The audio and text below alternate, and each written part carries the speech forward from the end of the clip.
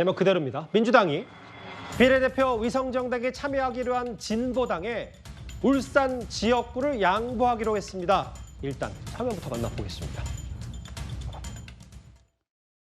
민주개혁 진보 선거연합의 당위성과 필요성에 인식을 같이 하며 정당 간 협상을 진행하여 온 바 다음과 같이 합의한다.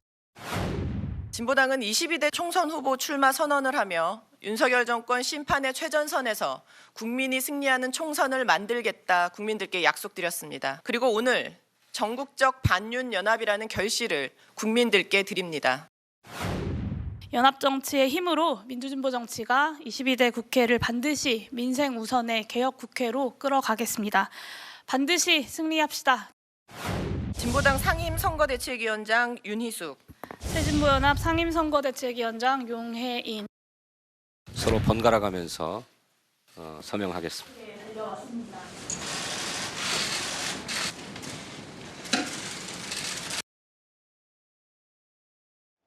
오늘 민주당이 주도하는 연합 비례정당 사인을 했어요. 소정석 국장님. 네.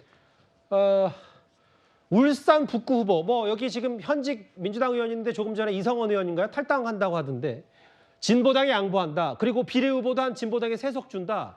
이렇게 되면 진보당 한 4~5석 얻을 수 있는 겁니까? 지금 봐서는 전체 이제 30석 중에 민주당이 20석 갖고 나머지를 이제 진보당과 새진보연합 등에다가 이제 할애를 한다. 이렇게 되고 순번 자체를 이렇게 번갈아 가면서 배치하는 걸로 그렇게 얘기가 됐습니다. 그걸로 미뤄본다면은 어쨌든 진보당과 새진보연합 포함해서 한 4석에서 6석, 최대 6석까지 이렇게 갈 수 있는 상황이 된 거죠.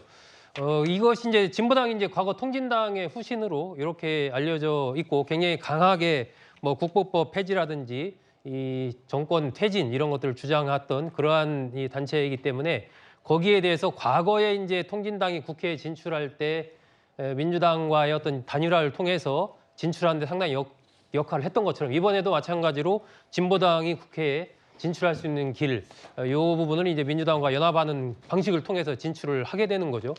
그러고 지역구를 이제 울산 북구를 어쨌든 주기로 했기 때문에 이것은 민주당 입장에서는 그러면서 뭐 대구나 일부 지역을 뺀 호남, 대구, 경북을 뺀 나머지 지역에서 경선을 통해서 후보를 단일화하는 걸로 했거든요.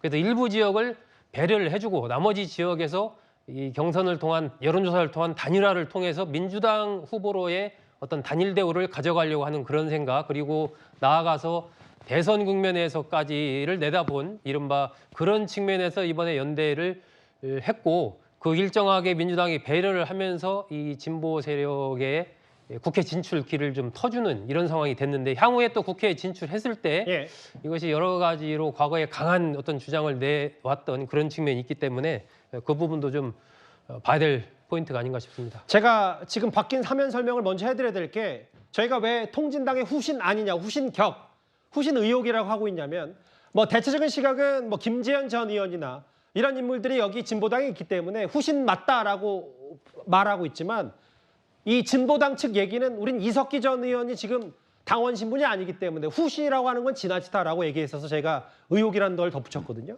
네. 허민 기자님. 네네. 근데 어쨌든 이렇게 뭐 서너 석, 5석까지 진보당이 얻는다. 근데 진보당의 정당 강령 중에 한미동맹 해체, 한미합동 군사훈련 철폐 이런 당에게 민주당이 양보한 거에 대한 논란거리는 앞으로 있을 것 같습니다. 굉장히 있겠죠. 그리고 굉장히 심각한 문제라고 생각을 합니다. 사실은 이제 정당이 견지해야 될 3가지의 목적이 있다고 한다면 저는 첫 번째는 이제 국가 발전, 경제 성장, 두 번째는 이제 국민 통합, 정치적으로, 세 번째는 이제 국가 안보라고 생각을 합니다. 이 3가지가 정당이 궁극적으로 지향해서 성취해야 될 그런 목표라고 생각을 하는데 사실은 앞에 그 성장과 통합이라고 하는 것이 안보가 없으면은 불가능한 거죠. 그러니까 성장이라는 문제는 먹고 사는 문제지만 이 안보라고 하는 건 죽고 사는 문제 아니겠습니까? 저 얼마 전에 이승만 전 대통령의 일대기를 다큐로 다룬 이제 건국 전쟁이라고 하는 영화도 지금 화제가 되고 있고 지금 뭐 역시 또 계속 흥행이 되고 있는데 거기서도 결국은 이승만 전 대통령이 여러 가지 시비가 있지만 공도 있고 과도 있지만 그러나 어쨌든 가장 큰 공적으로 내세우는 것이 이제 안보, 즉 한미 동맹이었지 않습니까? 전 대한민국이 지금 1948년에 정부 수립 건국을 해서 지금까지 해오는 동안에 결국은 대한민국 발전의 토대는 이 한미 동맹이었다 생각을 하거든요. 아마 이건 제 뇌피셜이 아닐 겁니다. 이거는 대한민국 현대사가 저는 상식적인 국민들은 모두 다 동의하는 내용이라 저는 생각하는데 이 한미 동맹을 해체하자.